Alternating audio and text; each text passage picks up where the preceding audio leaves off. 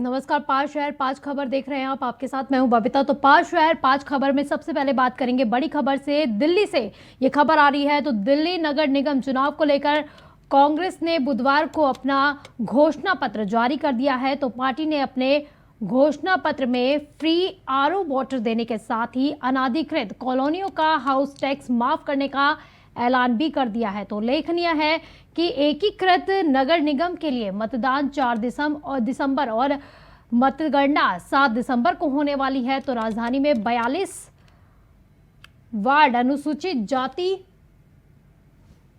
और 104 वार्ड महिलाओं और सामान्य वर्ग के प्रत्याशियों के लिए आरक्षित किए गए हैं।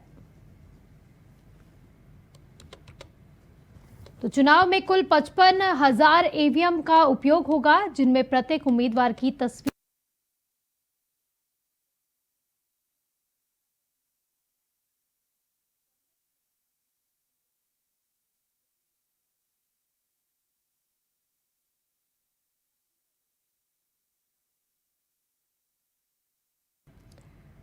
तो कांग्रेस ने आज अपना घोषणा पत्र जारी कर दिया है। तो एमसीडी चुनाव का ये घोषणा पत्र जारी हुआ है। तो कांग्रेस ने कई वादों की छड़ी लगा दी है। तो साथ ही कहा है फ्री आरओ वाटर का उन्होंने वादा किया है, साथ ही हाउस टैक्स माफ करने का भी वादा किया गया है दिल्ली वासियों से।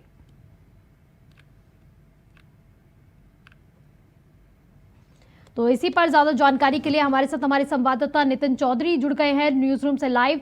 तो नितिन, आज एक घोषणा पत्र कांग्रेस ने जारी कर दिया है।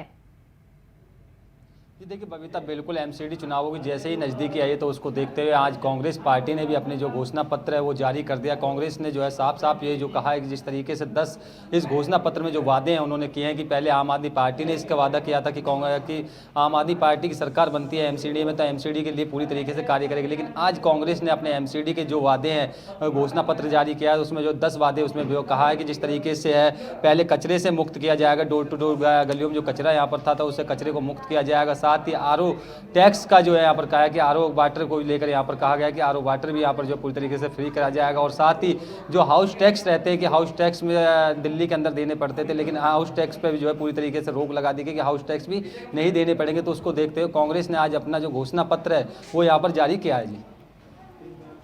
जी नितिन, क्योंकि इससे पहले भी कांग्रेस ने दलितों के लिए भी मैनिफेस्टो जारी किया था मंगलवार को, और आज उन्होंने दिल्ली वासियों के लिए जो है मैनिफेस्टो जारी कर दिया है।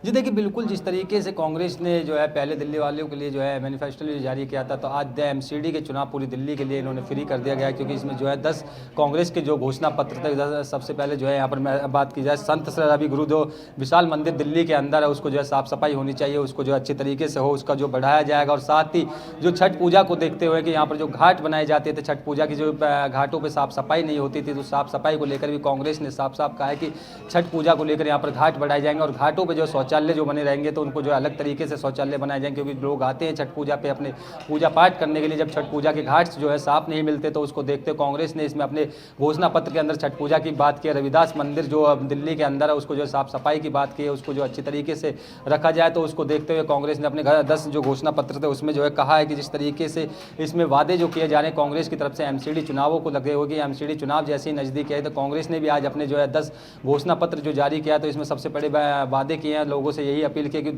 कांग्रेस का जो खाता नहीं खुलता था एमसीडी के अंदर, लेकिन अब की बार जो है कांग्रेस भी पूरी तरीके से ताकत झोंके, क्योंकि भारतीय जनता पार्टी का इसमें जो है सबसे ज्यादा खाते खुलते थे, भारतीय जनता पार्टी की सरकार एमसीडी में बनती थी। तो आज बिल्कुल काफी समय से, क्योंकि एमसीडी में उन्होंने दबदबा बनाया हुआ है बीजेपी ने, और दूसरी तरफ देखा जाए तो आम आदमी पार्टी ने भी पूरा जोर लगा दिया है कि कहीं ना कहीं वो अपनी सीटें उसमें ला सके और साथ ही इस बार एमसीडी का चुनाव वो जीत सके। क्या लगता है नितिन, क्योंकि आज 10 जिस तरह से आपने बताया है इस घोषणा पत्र में 10 वादे किए गए हैं, कौन से वो वादे हैं जो बीजेपी को लगता है कि बीजेपी के लिए भारी हो सकते हैं या फिर आम आदमी पार्टी को चुनौती दे सकते हैं? जी देखिए, बिल्कुल जैसे जिस तरीके से दिल्ली के लोग जो है कूड़े के ढेर से प्रभावित हैं, लोग वहाँ परेशान रहते हैं कि कूड़े के ढेर बने रहते हैं, तो उसको सबसे पहले जो है कांग्रेस ने वही मुद्दा उठाया कि सबसे पहले कूड़े का जो ढेर बना हुआ दिल्ली के अंदर इसको बिल्कुल क्लियर साफ किया जाएगा। साथ ही लाइट की बात की गई कि बिजली जो फ्री होनी चाहिए उसी को लेकर भी यहाँ पर बात की गई है। घरों पर जो टैक्स आता था बढ़ के, तो उस टैक्स को पूरी तरीके से जो है हाफ करने की यहाँ पर बात की गई कि इस टैक्स को भी फ्री करा जाएगा। साथ ही आरओ वाटर जो गंदा पानी दिल्ली वालों को मिलता था कि अब इसमें जो आरओ वाटर की जो यहाँ पर कहा है कि आरओ वाटर भी लोगों को दिल्ली में जो है दिया जाएगा। जाएगा दिल्ली के लिए। और जो वहाँ पर स्कूल जो बने रहते थे, स्कूलों के अंदर जो गंदगी रहती थी, उस गंदगी को बिल्कुल साफ करने के लिए, साफ सफाई की जो बात यहाँ पर कांग्रेस ने उठाई है कि सबसे पहले एमसीडी में स्कूलों की साफ सफाई होगी, आरओ वाटर होगा, साथ ही उसमें छठ पूजा के घाटों को लेकर भी कहा है कि छठ पूजा के टाइम पे जब यहाँ पर पूजा पाठ करने लोग नितिन, आते हैं सबसे खास ये भी बात थी, जब घोषणा पत्र जारी किया जा रहा था उन्होंने शीला दीक्षित जी का भी नाम लिया था, उन्होंने उनका जिक्र किया, उन्हें याद दिलाया उस समय की दिल्ली का। जी देखिए, बिल्कुल जिस तरीके से घोषणा पत्र जारी किया था तो उसमें जो है सबसे पहले शीला दीक्षित का इसमें नाम लिया गया था कि दिल्ली की सरकार, जब दिल्ली की मुख्यमंत्री शीला दीक्षित यहाँ पर रहती थी, उसमें जो है सबसे ज़्यादा साफ सफाई, अच्छी सरकार यहाँ पर चलने की बात कही जा रही थी कि कांग्रेस ने जो है, कांग्रेस की सरकार जब तक रही है दिल्ली के अंदर तो कांग्रेस ने सबसे अच्छे अच्छे कार्य यहाँ पर किए, उन्होंने सबसे ज़्यादा चीज़ें शीला दीक्षित के राज्य की गिनाने की बात भी करी थी कि यहाँ पर जो शीला दीक्षित के राज्य में अब तक इतना कार्य यहाँ पर किया गया, तो उसको देखते हुए शीला दीक्षित का भी इसमें जो है जिक्र किया गया है कि शीला दीक्षित के नाम पर इसमें पूरी तरीके से जिक्र किया, क्योंकि दिल्ली में पिछले जब सरकार शीला दीक्षित मुख्यमंत्री रहती थी तो दिल्ली के अंदर जो है साफ सफाई का भी कार्य अच्छा होता था, छठ पूजा पे लोगों को जो है कोई दिक्कत नहीं होती थी, घाटों को लेकर यहाँ पर अच्छे अच्छे तरीके से यहाँ पर जो है बनाए जाते थे। लेकिन अब जिस तरीके से आज कांग्रेस ने यहाँ पर अपने 10 वादे जो किए हैं, उस वादे पे अब देखना ये होगा कि कितना उन वादों का इन्हें फायदा मिल पाता है। फिलहाल के लिए बहुत बहुत शुक्रिया नितिन आपका इन तमाम जानकारी के लिए। तो वही उत्तराखंड विधानसभा का दूसरा दिन भी विपक्ष के आक्रामक तेवरों के नाम रहा, जिसमें विपक्ष के सवालों का जवाब देते हुए संसदीय कार्य मंत्री ने ऐलान कर दिया कि सरकार का अगला बजट सत्र गैरसैंण स्थित भराड़ीसैंण में किया जाएगा। तो सत्र के दूसरे दिन सरकार ने सदन में अनुपूरक बजट सहित 7 विधेयक पुनर्स्थापित किए। वहीं इस दौरान सदन की कार्यवाही शुरू होते ही विधानसभा अध्यक्ष ने पीठ से कड़क संदेश दिया कि स्पीकर ने विधायकों को सदन में रहने के दौरान फोन इस्तेमाल न करने के सख्त निर्देश दे दिए। तो विधानसभा अध्यक्ष ऋतु खंडूड़ी ने कहा कि सत्र के पहले दिन कई विधायक फोन का इस्तेमाल करते हुए दिखाई दिए थे, फोन का इस्तेमाल करते हुए विधायक पाए भी गए थे तो कार्रवाई होगी। तो अब उन्होंने ये कहा है कि पहले दिन क्योंकि कई विधायक फोन का इस्तेमाल करते हुए दिखाई दिए थे, इसलिए आज उन्होंने सख्त रुख अपनाते हुए ये कहा कि आज जो भी फोन का इस्तेमाल करते हुए दिखाई देगा तो उन पर सख्त कार्रवाई की जाएगी। तो उन्होंने अधिकारियों को भी हिदायत दी है। तो वहीं दूसरे दिन सदन के बाहर कई संगठनों ने प्रदर्शन भी किया है। तो इसी पर ज्यादा जानकारी के लिए हमारे संवाददाता सौरभ भाटिया हमारे साथ लाइव जुड़ रहे हैं।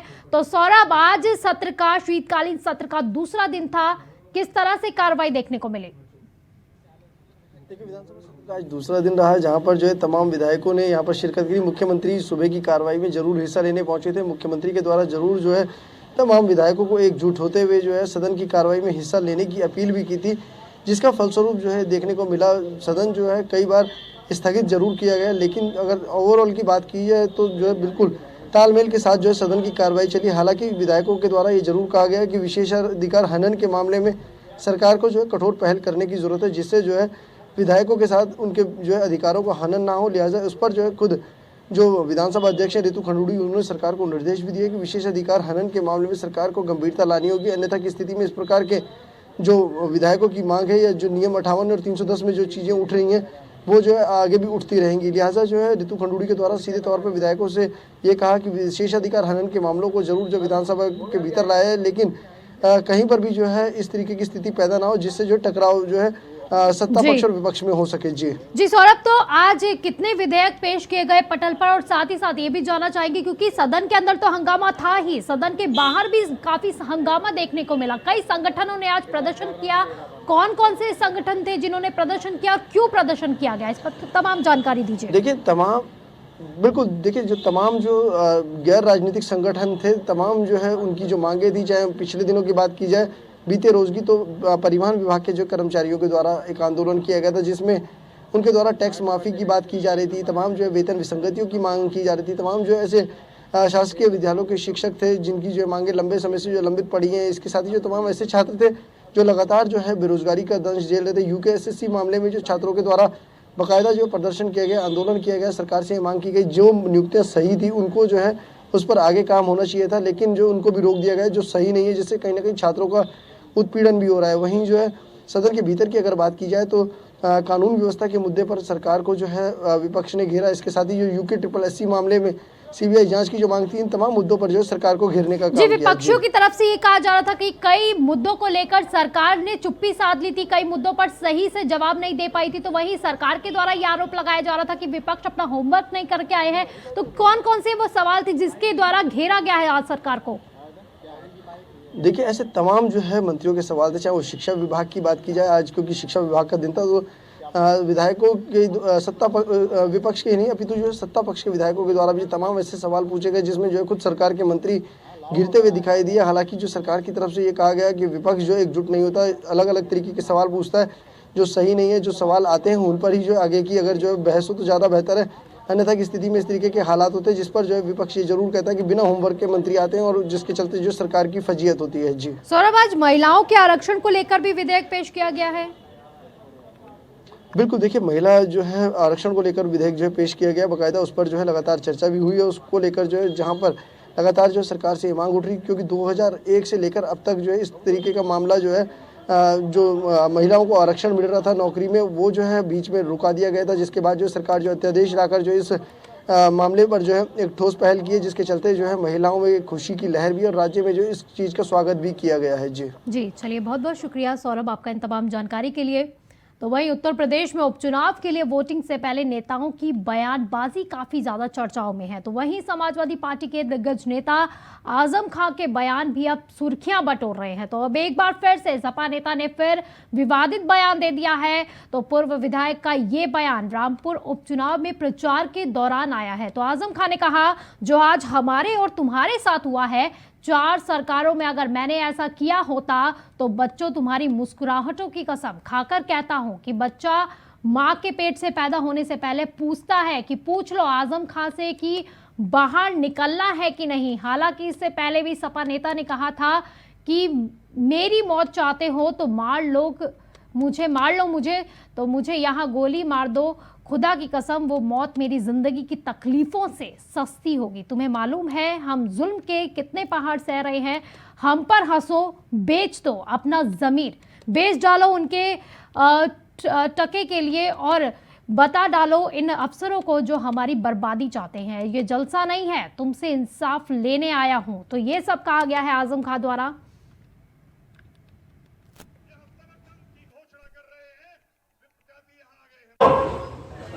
जो आज तुम्हारे और हमारे साथ हुआ है,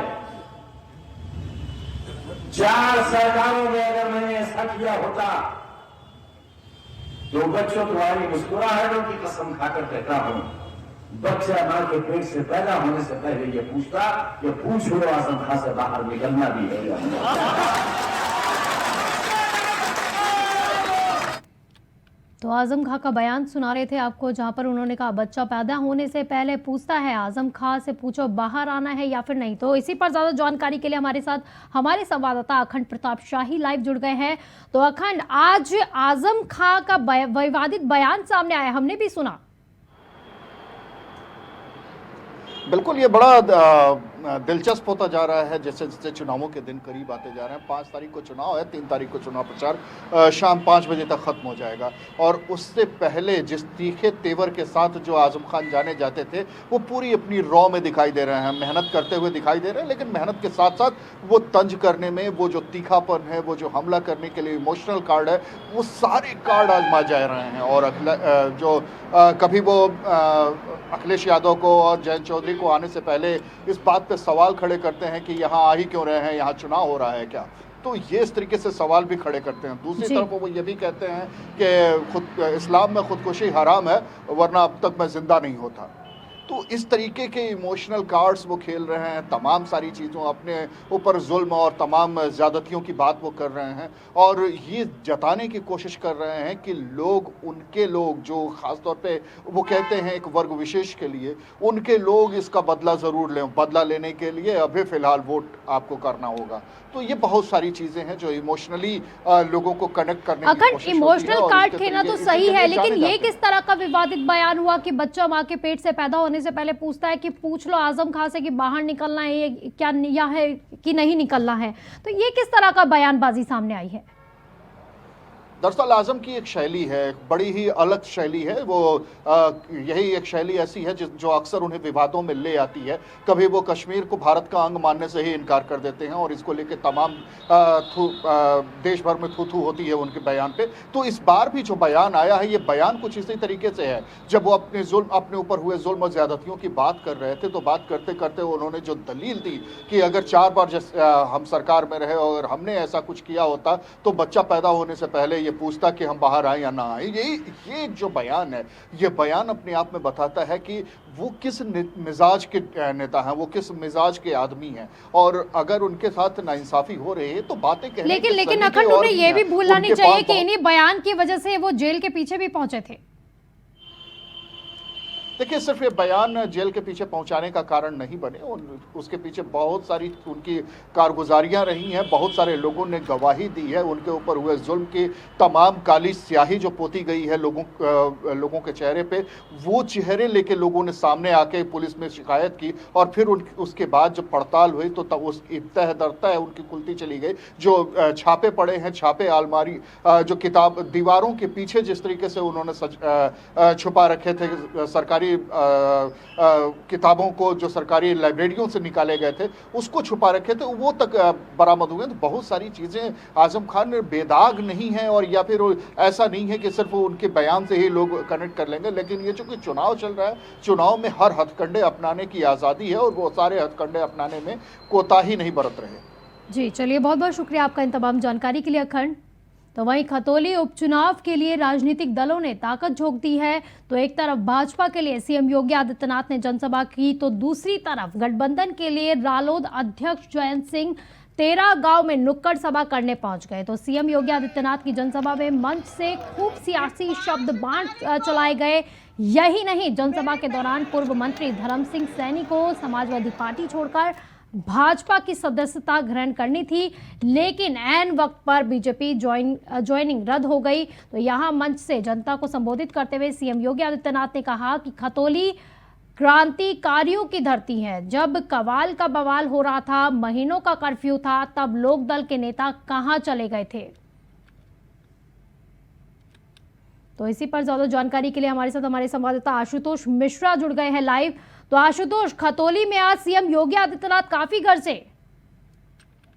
जी बिल्कुल बबीता, आपको बताते हैं खतौली उपचुनाव की अगर बात करें, खतौली उपचुनाव पर जो बीजेपी के जितने भी दिग्गज नेता हैं वो लगातार यहाँ जनसभाओं पर आ चुका है। आज खुद मुख्यमंत्री योगी आदित्यनाथ वो यहाँ जनसभा को संबोधित करने पहुंचे थे और उन्होंने सीधा सीधा कहीं ना कहीं अपने संबोधन में 2013 दंगों का जिक्र किया और जिस तरह से कैराना और कांदला में जो पलायन का मुद्दा था उसको लेकर उठाया उन्होंने। उनको साफ तौर पर उनका कहना था कि जब दंगे हुए थे उस दौरान समाजवादी पार्टी के नेता तो लोगों के बीच नहीं गए, लेकिन कहीं ना कहीं उन्होंने रालोद को सीधा सीधा निशाने पर लिया। उन्होंने ये कहा कि रालोद के नेताओं की क्या मजबूरी थी कि वो लोगों के बीच नहीं गए। अपने पूरे संबोधन में उन्होंने पलायन और दंगे का जिक्र किया, साथ ही साथ जो अपराधी हैं उनको भी सीधी सीधी चेतावनी दी कि जो भी अपराधी हैं, वो जो भी अराजक तत्व हैं, वो अगर अपने मन में कोई भी मनता रख रहे हैं तो वो अपनी मनता ये छोड़ दें। जी आशुतोष, आज धर्म सिंह सैनी भी आज बीजेपी ज्वाइन करने वाले थे, लेकिन एन मौके पर उन्होंने ज्वाइन नहीं किया। कारण क्या बताया जा रहा है? जी बिल्कुल, धर्म सिंह सैनी जो सपा नेता है, पहले भाजपा में थे और भाजपा छोड़ के वो सपा में गए थे। आज उनका बताया जा रहा था कि मुख्यमंत्री योगी आदित्यनाथ के समक्ष वो पुनः अपनी घर वापसी करने वाले, भाजपा को ज्वाइन करने वाले हैं और कहीं ना कहीं वो सहारनपुर से अपने काफिले के साथ यहाँ संबोधन स्थल पर यहाँ पहुंचने के लिए निकले थे, लेकिन उन्हें नंगले से वापस कर दिया गया। क्या कुछ कारण रहे, इस कारणों का अभी तो खुलासा नहीं हो पाया है कि किस वजह से उन्हें वापस भेजा गया है, लेकिन कहीं ना कहीं जो मंसूबे थे उनके कि वो भाजपा में जो वापसी करना चाह रहे थे वो आज यहाँ सफल नहीं हो पाया। मुख्यमंत्री के द्वारा जो वापसी चाहते थे वो नहीं हो पाई। लेकिन आशुतोष, कहा जा रहा था जब उन्होंने ये बात कही थी कि वो बीजेपी ज्वाइन करने वाले से पहले ही पार्टी में विरोध के स्वर उठना शुरू हो गए थे, क्या ये कारण हो सकता है? क्योंकि उनके आने को, क्योंकि खतौली आने को लेकर भी काफी विरोध हो रहा था। जी बिल्कुल, जिस तरह से वो भाजपा का दामन छोड़ के गए थे तो कहीं न कहीं उनका विरोध तो हो ही रहा था, क्योंकि उन्होंने समाजवादी पार्टी ज्वाइन की थी। और अब ऐसे समय पे जब वो चुनाव, एक खतौली में उपचुनाव चल रहा है और वो यहाँ आकर अपनी भाजपा में वापसी चाह रहे हैं, तो कहीं न कहीं विरोध तो इनके बीच ज़रूर था। लेकिन अब वो किस विरोध के चलते क्या वजह रही जिसकी वजह से उनका काफ़िला नंगले से वापस भेजा गया और वो यहाँ पर ज्वाइनिंग नहीं कर पाए, यह अभी चर्चा तो का विषय आशुतोष, बना। अब क्या लगता है, क्योंकि बीजेपी तो वो ज्वाइन नहीं कर पाए हैं, अब सपा वापस करेंगे, सपा में जब वापस जाएंगे क्या वो इज्जत उन्हें वापस ही मिल पाएगी? देखिए, अभी बीजेपी नेताओं का इस बारे में अभी कोई बयान नहीं आया है। हालांकि धर्मवीर सैनी जो है वो भाजपा में आना तो जरूर चाहते थे, अब उनके काफिले को वापस होना पड़ा है। क्या कुछ उनका बयान सामने निकल कर आता है, ये अभी देखने वाली बात है। चलिए, बहुत बहुत शुक्रिया आपका इन तमाम जानकारी के लिए आशुतोष। तो वहीं झारखंड हाईकोर्ट ने राज्य के सबसे बड़े हॉस्पिटल और मेडिकल कॉलेज रिम्स के निदेशक की कार्यशैली पर गहरी नाराजगी जाहिर की है। तो रिम्स की बदहाली और नियमों के विपरीत आउटसोर्सिंग के जरिए कर्मियों की नियुक्तियों के मामले में दायर जनहित याचिकाओं पर मंगलवार को सुनवाई करते हुए कोर्ट ने मौखिक तौर पर कहा कि ऐसा लगता है कि रिम्स निदेशक काम ही नहीं करना चाहते हैं, वो रांची की बजाय दिल्ली या फिर विदेश में ज्यादा समय बिताना चाहते हैं। ऐसे में उन्हें रिजाइन ही कर देना चाहिए। हाईकोर्ट के chief justice doctor Ravi Ranjan और जस्टिस सुजीत नारायण प्रसाद की बेंच में हुई सुनवाई के दौरान राज्य के स्वास्थ्य सचिव अरुण कुमार सिंह कोर्ट में सशरीर उपस्थित हुए। तो कोर्ट ने मौखिक तौर पर कहा कि रिम्स में स्वीकृत पदों पर नियमित नियुक्ति करने का आदेश हाईकोर्ट ने दिया था, तो उसके बाद भी आउटसोर्सिंग पर नियुक्ति क्यों नहीं की गई। तो रिम्स ने इस संबंध में राज्य सरकार से मार्गदर्शन क्यों मांगा, जबकि स्वीकृत पदों पर स्थायी नियुक्ति का कोर्ट का आदेश था। इस मामले में रिम्स निदेशक पर अवमानना का मामला भी चलाया जाएगा। तो झारखंड हाईकोर्ट ने फटकार लगाई है रिम्स निदेशक को आज फटकार लगाई गई। तो रिम्स की कार्यशैलियों पर भी आज काफी ज्यादा नाराजगी जताई गई है। तो साथ ही कोर्ट ने यह तक कह दिया कि काम नहीं करना चाहते तो रिजाइन ही दे दे।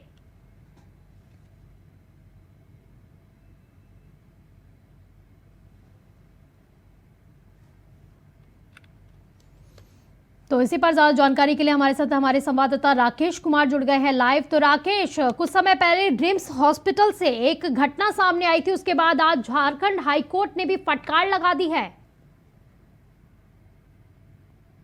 देखिए, बड़ी बात कही जा सकती है कि जिस तरीके से रिम्स को लेकर लगातार चर्चा हो रही थी और हम लोगों ने जिस तरीके से खबर की संग को लिया था और एक बच्चे की 12 वर्षीय बच्चे की लिफ्ट में मौत हो गई थी, उसके बाद से लगातार चर्चा थी कि आखिर रिम्स की बदहाल स्थिति को कैसे सुधारा जा सकता है। और इसको देखते हुए हाईकोर्ट ने जिस तरीके से संज्ञान लिया और साफ साफ रिम्स के डायरेक्टर को कहा है कि किसी भी स्थिति में रिम्स का व्यवस्था सुधारे या फिर वो अपना रिजाइन करके जा सकते हैं, वहां किसी एक IAS अधिकारी को बिठाया जा सकता है। तो ऐसे में एक बार फिर से हाईकोर्ट की तरफ से संज्ञान लिया गया है कि रिम्स में जिस तरीके से बदहाल स्थिति है उसको दुरुस्त करने की दिशा में तेजी से कदम बढ़ाए जाने चाहिए। अगर व्यवस्था में सुधार नहीं हो सकता है तो जो जिम्मेदार व्यक्ति हैं उनको अपना इस्तीफा दे देना चाहिए। लेकिन राकेश, ये पहली बार नहीं हुआ है जब कोर्ट ने फटकार लगाई हो, इससे पहले भी कोर्ट फटकार लगा चुका है, इसके बावजूद भी समस्या जस की तस ही बनी हुई है।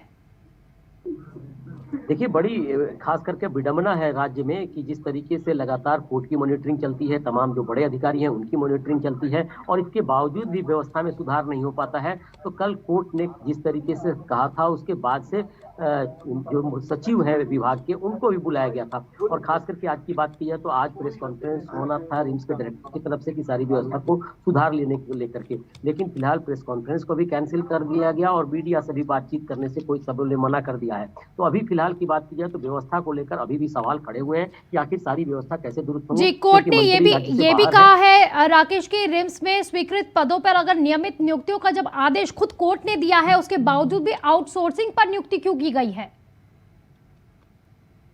देखिए, अमूमन जिस तरीके की व्यवस्था है राज्य में उसमें रिम्स जैसे बड़े अस्पताल में भी कॉन्ट्रैक्ट बेसिस पे कई लोगों को रखने की बात कही जा रही थी। तो कोर्ट ने साफ तौर पे कहा है कि पहले जो निर्धारित बड़े पद हैं या फिर जिनको जिम्मेदारी वाले पद पहले से जो खाली पड़े हैं उनको सबसे पहले भरा जाना चाहिए, तब जो जरूरत हो उसके आधार पे फिर कॉन्ट्रैक्ट के लिए लोगों को लाने की कोशिश की जानी चाहिए। तो उसने सीधे तौर पे सरकार को और साथ साथ विभाग के साथ साथ रिम्स प्रबंधन को भी फटकार लगाई है कि जो खाली पद है उनको तुरंत भरा जाए, उसके लिए नियुक्तियां निकाली जाए और प्रक्रिया के तहत उसको सीट को भर के आगे की कार्रवाई की जाए और जो कॉन्ट्रैक्ट पे लाने हैं उनको बाद में लाया जाए। जी चलिए, बहुत बहुत शुक्रिया आपका इन तमाम जानकारी के लिए।